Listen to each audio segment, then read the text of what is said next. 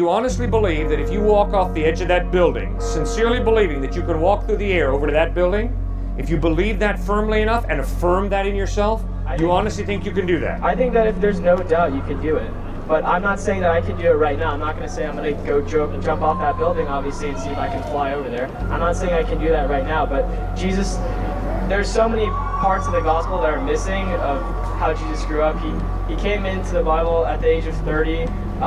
So her, not the daughter of God. Why is Jesus the Son of God and no one else here is the Son of God? What makes him so special that we have to look up to him and say, you're better than us, we should praise you? We're all equal. Every single one of us has the same exact qualities that he has. He just empowered himself in the same way that each one of us has the ability to. We don't have to pray to him. We can be like him in a way by meditating, by self-belief. So what makes me not the Son of God? Well, no offense to you, you're not God in human form. You're a wonderful human being created in the likeness of God, but you're not God, right? No offense to me, but I'm not God. Why am I not God? Because you have a birthday and a death day. You're very fickle, very finite, the same way I am. And you didn't create the cosmos, that's for sure. How do we know? Well, why don't you just create a rabbit? We'll start there to gain some credibility. Okay, what if I didn't? Okay, what? I can't do that. Well, why can't you create a rabbit if you're God? Okay, so can Jesus do that? Yeah, God created more than just rabbits. He created squirrels and human beings and the whole cosmos. Pretty creative being he is. So, I'm not the Son of God. No, you're not the Son of God in the same way that Jesus was the Son of God, meaning God in human form. You're a precious human being, a valuable human being who God loves deeply and who God wants to live in relationship with for eternity. But you're not God. No, Jesus is God, not me, not you. Okay, now what's the problem with that? It's just when everyone looks to an external force as something that we have to pray to or attribute anything to, we don't get to find that internal power inside to grow. And I think that we can all do the same things that Jesus did. I think we can all walk on water. We can all make miracles if we have self-belief. And I think the whole point of Christianity and Christ is to teach us that we can all do those things on our own. You actually think that if you believe strongly enough in yourself that you can walk on water? Yeah. Right now I don't think I have that power. People are laughing, but like I think it's totally possible. Have you heard of like the idea of The Secret, where like you can kind of manifest your own destiny or manifest what you see or manifest consciousness? Or have you heard of like any of the new physics that's coming out, like metaphysics? Yeah. The idea that we can create our own reality. What does that mean? I think we could honestly do anything. What is an out-of-body experience?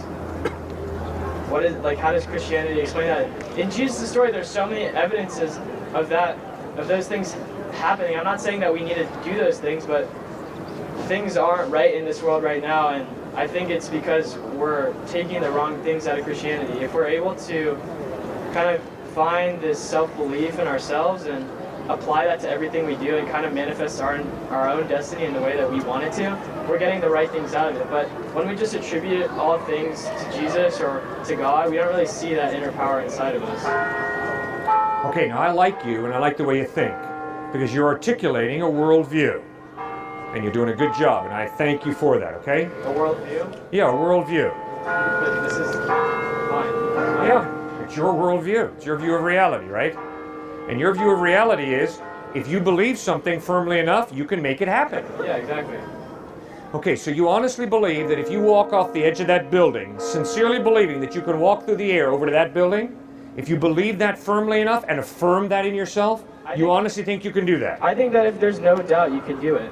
But I'm not saying that I can do it right now. I'm not going to say I'm going to go jump off that building, obviously, and see if I can fly over there. I'm not saying I can do that right now. But Jesus, there's so many parts of the gospel that are missing of how Jesus grew up. He came into the Bible at the age of 30. So he could have learned so much before then on how to kind of master those techniques. And I don't think that we all need to learn how to fly. We all need to learn how to walk on water. But having self-belief is kind of the most important thing. And not having any doubt. Doubt is the key. Doubt is what is our downfall. Doubt causes depression, doubt causes sadness. Without doubt, we're completely self-assured. Yeah, maybe people think having no doubt is crazy, but that's what really living life is. Having no doubt. Having no doubt. I'm not saying that we have that. Okay. I'm saying that's something that Jesus teaches. All right. Now, I respect you, and I thank you for articulating your beliefs so clearly, okay? Sir, I have to go into hospitals on a regular basis to visit people because I'm a pastor, okay? If someone has cancer, I don't care how firmly they believe that they're going to get well, they often will die. And for you or me to stand there and say, you know, sir, you know, ma'am, if you just genuinely believe that you're going to get better, then you will be healed. I find that to be very dishonest, very manipulative. Why is it manipulative? Why is it dishonest? Hope is only good. Hope is only good. There's no downfalls to that. At least trying it. Because there's so many cases of people getting well by believing they can get well. Those exist. Okay. My experience of reality is... Wait, can I ask you a question? So what is the placebo effect? How does that occur if that's not the case? People getting better because they think that they're getting better. That's exactly what the placebo effect is. Okay, you guys know what the placebo effect is? That's exactly what the placebo effect is. Fine, but please don't use the placebo effect for your next exam. And say, I'm not going to study, I'm just going to believe I'm going to get an A. Don't do that, because you're going to flunk. Thanks. All right? Instead, study hard, use the mind that God has given you to get in touch with reality. And I don't care how genuinely you think you're going to get an A, if you don't study and if you don't know the answers to the questions on your exam, you will not get an A. You will flunk. It's called being in touch with reality. That's just knowing the knowledge of the current day. That's all that is. Taking math tests on calculus, like, why does that matter? Who cares about calculus? We're not born into this world knowing about calculus. Obviously, we don't know about calculus. I agree with you. The purpose of life is not to learn calculus. I agree 100%. There's more to life than learning calculus. The reason that I, as a follower of Christ, will learn calculus is because I want to get in touch with mathematical reality, with mathematical truth. If I'm not interested in getting in touch with mathematical truth, I will not take calculus. But you see, as a follower of Christ, with the worldview that Christ presents, God has given us rational minds. God has created a real world. And what's really incredible, one of the pieces of evidence that God exists is that you and I have rational minds that can get in touch with the real world. See, that's one of the reasons I respect Charles Darwin.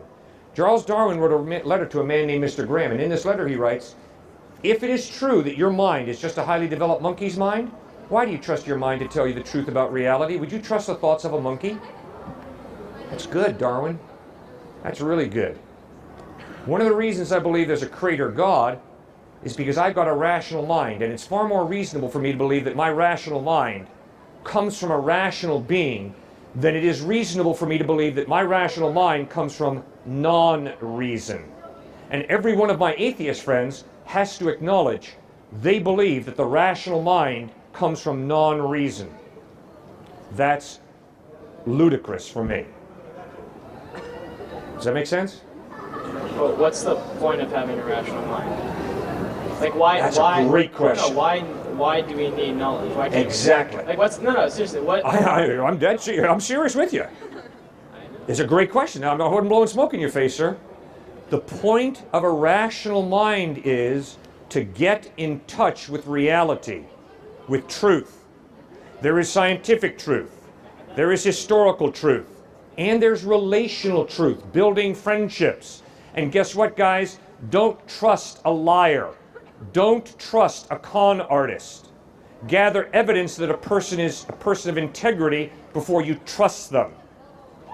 That's called using logic and reason, and then going beyond logic and reason to trust and build a friendship. And that, sir, is what makes life go round and round. Your friendships, my friendships. But we don't need a rational mind to have feelings. We can just be, we can have passion, we can have love, we can have sadness without any rational mind. The whole point of life is to be happy.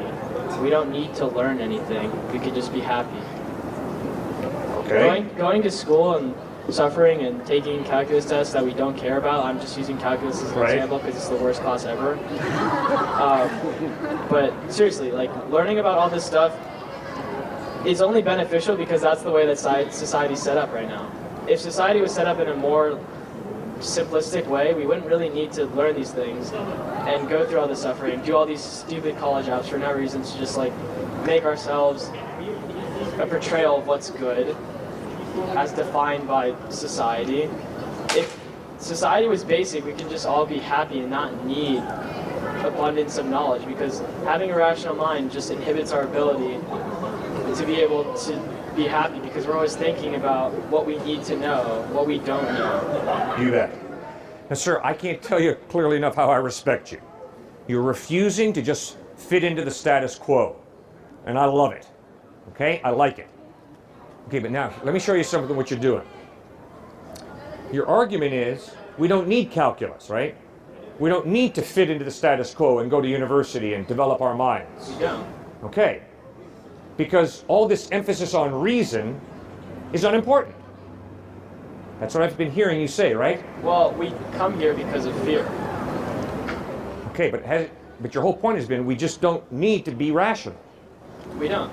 Okay. But I'm saying what are you using to make your point? I'm saying that... What are you using to make your point? My point about what? Your whole point, that we don't really need calculus and reason. I'm saying because you can be happy without calculus and reason. What are you using to make that point? There's nothing I need to use to make that point. Oh, yes, you do.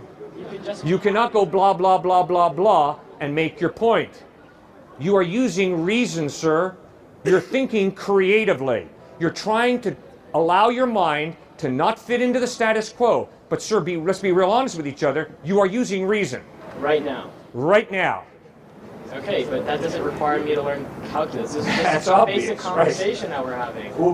It's a basic conversation that is only possible because you and I are talking in a reasonable way that we can understand each other. If I stood here and said blah, blah, blah, ha, ha, ha, blah, blah, blah, our conversation would be gone. You know I'm not trying to prove that language. I'm not trying to prove that. I'm really not trying to say that if I didn't know how to speak, we wouldn't be able to have a conversation and this wouldn't be possible. Like, that's not what I'm saying. That was not my point, sir. My point was, you were saying reason is unimportant, but you were using reason to make your point. Do you see how self-defeating your argument is? That's not true. Of course it is. It's no different from the student who steps out and says this. Unless you can scientifically prove something, it's not true. See, that's self-defeating. Why? Because all I got to do is look that student in the face and say, really? Please scientifically prove to me that unless you can scientifically prove something, it's not true. See, it's self-defeating. You can't prove to me that unless I can scientifically prove something, it's not true. It's a self-defeating argument. So to argue with you, I would have, without reason, I'd basically have to sit on the floor and just meditate or just hum or something. Exactly. That's like without reason. That's exactly right. You're using reason in your discussion with me. We don't need to learn about calculus. We don't need to learn about all these random subjects that we don't care about. I agree. That's what I'm saying. I'm not saying anything about language. I'm not saying... I'm speaking to you right now. That doesn't necessarily mean that I'm using reason. Reason in my definition. All right, what's your definition of reason? It's going nowhere. Oh, no, it's going lots of where. I love it. I like it too. That's what I told you. I respect your thinking. You see, sir, what you're dealing with is exactly what the freshmen in humanities at Columbia University in New York City were dealing with when I was speaking there. These guys come out to me and they say, hey, Cliff, how do you know that your brain was not just put together this morning in a vat by a highly intelligent scientist? I thought they were playing games with me. They weren't. They had just gotten out of humanities class. We're at Columbia, a very fine Ivy League school. The professor had been teaching epistemological nihilism, which is, you can't really know anything. I mean, prove to me that a scientist did not create you this morning in a vat. Prove to me that all your memories of last year and the year before are not just memories that scientists put into your head. Okay, I'm not talking about that right now. I just want to ask you one question. You bet. What's the point of having this with the cameras and everyone watching and this question? Because anything that I'm going to say to you, you're going to find a counter argument and say why I'm wrong. So what's the point of having this conversation? Sir, I am here to introduce people to the closest friend I have, Jesus Christ. But I'm not going to stand here and say Jesus, Jesus, Jesus. No, you're an Jesus, intelligent person, Jesus, and you're able Jesus, to- right? I am inviting you guys to ask questions. And I'm not just going to stand here and say, believe in Jesus, believe in Jesus, believe in Jesus. No, I'm going to take your question seriously. I'm going to respect you and show that respect by trying to answer whatever the issue is that you're raising. But I don't see that. Like, we can't have just like a one-on-one conversation. Like, you're talking to everyone else. I just want to speak to you like directly. Well, sure. I mean, Then let's get together afterwards and we'll have a Coke, or I don't drink Coke if you do, but well, I'll have my tea and water or whatever, and we can talk over the table if you want to. If you have the time and if I have the time. But right now I've been invited here by a group of students to speak out here in a public forum, and nobody here has a chain from their ankle to the floor that I can see. I'm assuming that you all are here because you choose freely to be here, so this is not some coercive, manipulative activity we're involved in. We enjoy free, honest exchange of ideas. In fact, that's what I thought is the basis of the liberal arts education. We disagree, and we talk about our disagreements, and we ask each other, why do you believe what you believe? And I find that to be part of the university education. All right, thank you. Thank you, sir, for raising those issues, and I really appreciate it a lot. I think that polytheism is an option. Yeah. Yes. I guess so, yeah. Yes, polytheism, many gods, is definitely an option. Obviously, that's what Hinduism teaches, right? Many thousands of gods. Obviously, that's what Jesus Christ contradicted. Obviously, Muhammad contradicted it as well. That no, there are not many gods, there's one God. Okay. So that's the difference between monotheism and polytheism. Okay. Are you polytheistic? I'm actually atheist. Atheist, Yeah, okay. yeah. I was raised in a monotheistic. Oh, you were? Yeah. It's like a whole thing. Honestly, it's not even. Okay, so if you don't mind me asking, how did you move from monotheism to atheism? Sure. Yeah. That's a good question. So I think it just kind of. Oh man, it just. One day I'm just looking up and I just realized I couldn't get, even though I want to be like monotheistic, honestly, I'd like to believe that there's purpose to everything, and that's a big thing that I think about a lot. But I just decided that I couldn't get myself to rationally believe that it was all created by one thing. I don't object to the idea of something existing higher than 3 dimensions and like governing anything. I just don't necessarily think I agree with the idea that they would have a set of rules, a set of like very, not arbitrary, very almost arbitrary, not to demean them or anything, but right. Stuff like don't have sex, don't have, yeah, it would be more of a bigger picture kind of thing. Like they almost deism, but not really. I don't know if that makes sense. I can't articulate this well at all, so I apologize. But No, you're doing a good job. It's hard. I know it's hard. yeah, and I was just wondering because I just looked up the cost like 5 You minutes bet. ago. Yeah, and so I thought it makes sense in some ways, in the sense that if there, I couldn't comprehend something where you need something to make something, but then that's like a whole loop in itself. It's like the first thing, so the uncaused costing makes sense in that way, and I understand why they've been presenting the argument for so long. But I was just wondering what your opinions are of like multiple uncaused causes or Right. something like that. Yeah. Okay, now, correct me if I'm wrong, but what I heard you say was, you believed in God, and then one day you just realized, I can't believe in God rationally. Yeah, exactly. Okay, what were you looking for, I mean, rationally? What's the standard that, needs to be met before you believe in God? I honestly don't know if when I say one day, I mean, it didn't really happen in one day, it was just like a progression. I like slowly started to like question, honestly, just a lot of it happened to when I found out how like the eye developed through natural selection. I just started from something that just recognized light, reacted to it, and eventually it just optimized slowly. But they tracked the whole progression of it. So it's it just made, if something as complicated as the eye could be just achieved through like randomness, like directed randomness, then I figured that it could happen to everything. A billion years, or like 15 is a ridiculous amount of time. So. Okay, but I like the way you said it, directed randomness. So who's doing the directing of the eye? It's directed in the way that if something doesn't work, there's no reason why it would stay. So if you have an eye that doesn't do anything, there's no reason that that genetic code, and this can apply to past genetics also, there's no reason why that genetic code would be passed down because it doesn't do anything. It could be like detrimental. So if you have an eye that works, that'll get passed down because that's useful. I can see something and react to it. And back then it wasn't like I see a piece of food. It's more like light probably assumes that there's some kind of food there, so I'll swim towards that or something. Right. And so yeah. And I agree with you.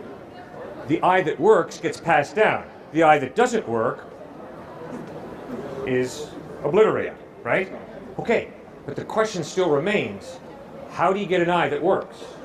I know there's a process, but is it not more reasonable to believe that behind the process there's an intelligent mind than to believe that behind the process of the development of the eye is just randomness? No, I mean, I agree. I understand that both points of view exist, and I don't necessarily discredit either one. I personally just choose to believe that randomness can do that.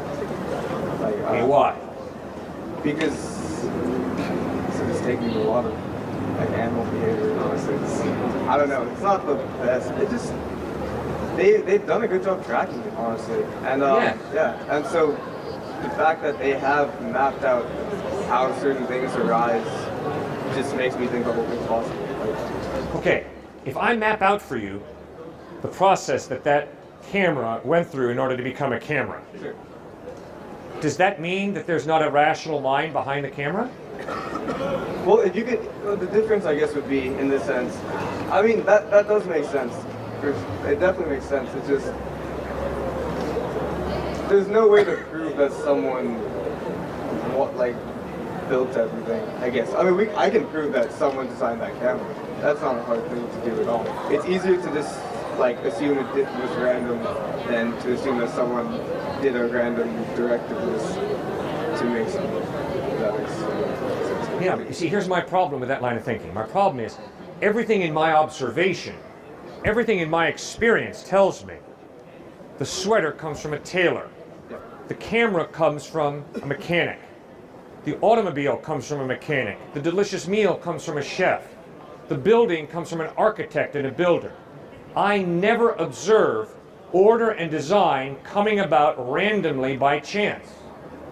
So then, when I look at the human eye, which puts that camera to shame in terms of complexity, is it more reasonable for me to believe that behind this eye there's an intelligent mind, or is it more reasonable, not that I can prove anything, I can't, I cannot prove anything, but the question is it more reasonable, is it more plausible for me to believe that behind this eye there's an intelligent mind, or is it more reasonable to believe behind this eye is chance and fate? That's actually why it would not surprise me at all if it turned out to be stuff existed before time, if that even makes sense. It wouldn't surprise me at all.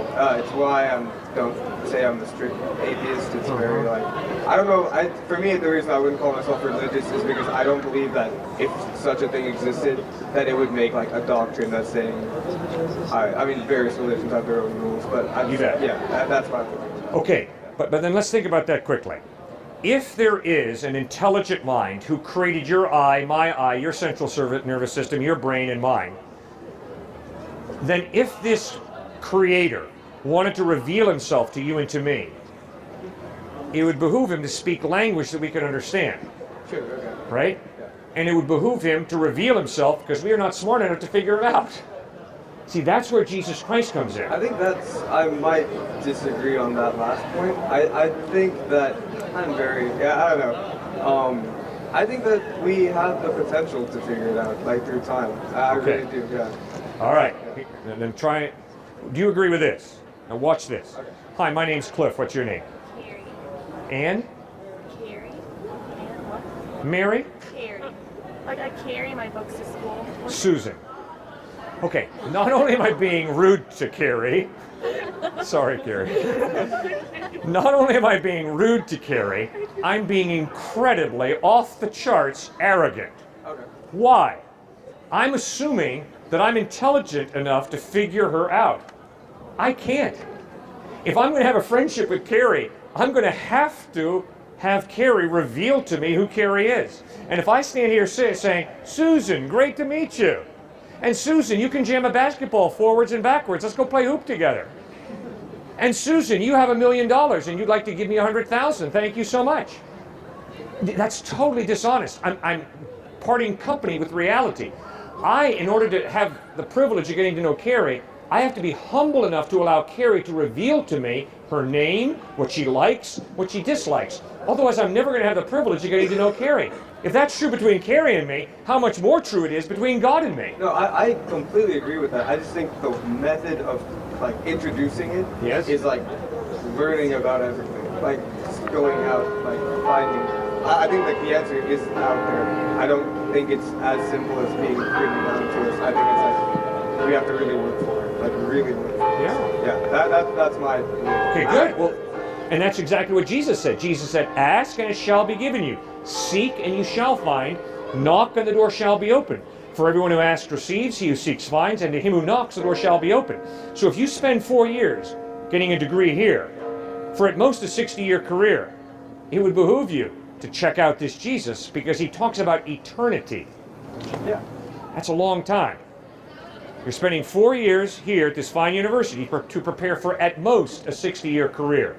It would be very wise to consider eternity, and Jesus talks about eternal life. Yeah, I mean, I personally don't expect that I'm going to. When I say like we'll figure it out, or I think we can figure it out, I'm definitely not referring to myself. I'm referring to people like way down time-wise, like millions of years or something. So, yeah, like I'll get a 4-year education to do whatever I'm going to do, and then I'll die, and then maybe I'll maybe I'll go to heaven, maybe I won't. I have no idea. But I think that the answer is not like I will find the answer. I think it's possible to find. I don't think I'll do it. I think it's going to be in the future, but I do think it's possible. Okay, but here's the crazy message of Christ. The crazy message of Christ is God loves you and wants to know you today. Which means either Jesus is blowing smoke or he's speaking the truth. And if he's speaking the truth, wow. So, shouldn't that motivate you to read the Gospels, to check out? I've read. All right. Yeah. What have you concluded about Jesus after reading the Gospels? I mean, I think one of my really good friends, he's Christian, and so I went to seminary with him and stuff like that to see, really get to know his lifestyle and everything and his beliefs. And there's a lot of amazing messages in the Bible and all of Okay, what did you conclude about Jesus after reading the Gospels? I agree with all the messages. I just don't necessarily. This is the whole thing where like I just can't get myself to believe that that's a divine thing. I think he's, in my opinion, and I definitely see why people disagree with me. I think, in my opinion, he was an extraordinary man who brought a lot of love to believers. Okay, now I'm not going to refer to you, but we'll talk about these other students who happen to go to the same university as you do. You say, I can't believe. The problem is, all of us believe something. Yeah. Right? All of us are motivated people. You would not be at this fine university if you weren't motivated. Now let's consider the options to Jesus that are being considered. Obviously, we know that a bunch of us here, I just was told in the business school especially, understand exactly why we're here. We understand exactly the purpose of our lives. Make money, get power, and enjoy physical pleasure. That's a faith position. That's a belief. The belief is money, power, and pleasure, that's the purpose of life. I think you can see through that option, right? I mean, I personally don't agree with it. But okay, good. But a lot of your very intelligent fellow students do agree with that, right? That's what they're living for. Okay, now what I would encourage you to do is say, okay, some very intelligent friends of mine are really committed to money, power, and pleasure. That's what they're living for. Pedal to the metal, no question about it. You can see through that and say, whoa, that belief is pretty hollow, pretty superficial. Not that there's anything wrong with money, nothing wrong with money, nothing wrong with power, nothing wrong with pleasure. Those are all gifts from God, but they make lousy gods. Okay, so now, please ask yourself, what am I living for? Because obviously you wouldn't be a student here unless you were pretty motivated. And what's the evidence that what I am living for is reliable? Those two questions, right? Yeah, okay. What am I living for? I'm not going to go to the business school and join those other rascals who think, oh yeah, the bottom line is money, power, and pleasure.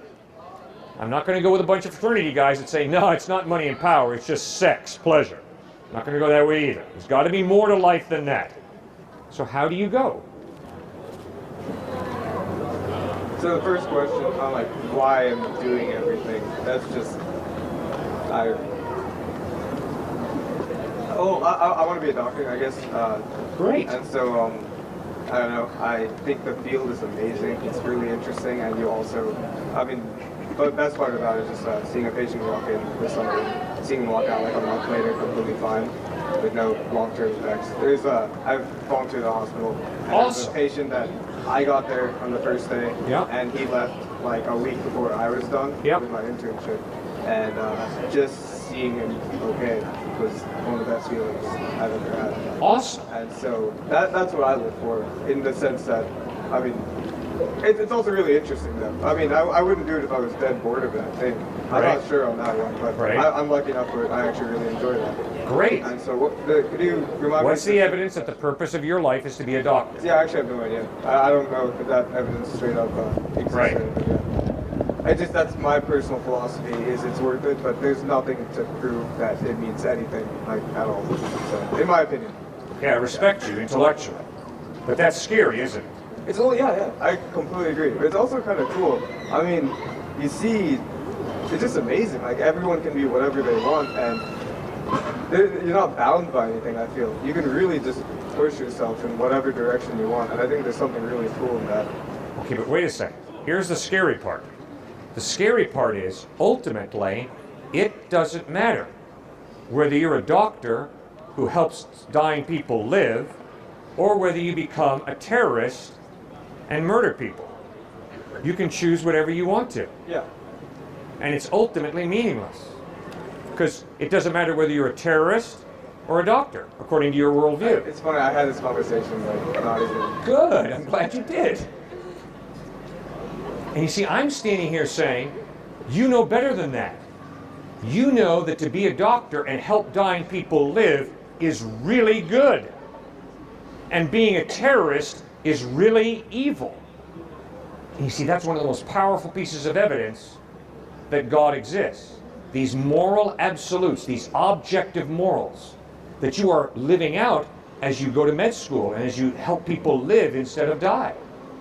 Does that make any sense? Yeah, I guess if there is such a thing as an objective moral, which I'm not saying there isn't, I'm just wondering, like, kind of devil's advocate, I guess, why would people be something objectively bad? Then? Like, I personally believe that people are intrinsically good, and so I wouldn't believe that someone would intentionally do something morally bad for the sake of doing it.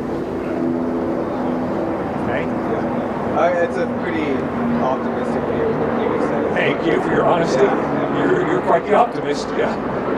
But it's just I don't know. I do believe that there is obviously there's better worth of being like a doctor, like a farmer, or anything, over being like a terrorist or something. Right. Just because. And then my personal belief is, since I do believe the answer I said earlier is out there somewhere, if there is one, I believe we could reach it. I think that being a doctor is more helpful towards that. You help a lot of people, Right. and you overall bring humanity as a whole closer to finding out the answer if there is an answer. And so, yeah. Also, I'm interested in it, and it's really nice. Like, physically, even though I say all this big picture stuff, I can still appreciate someone getting better. I mean, I don't, you know, I didn't lose my like individual humanity Right. in that whole thing. So, Uh-huh. yeah. Okay, man, so I would argue you're close.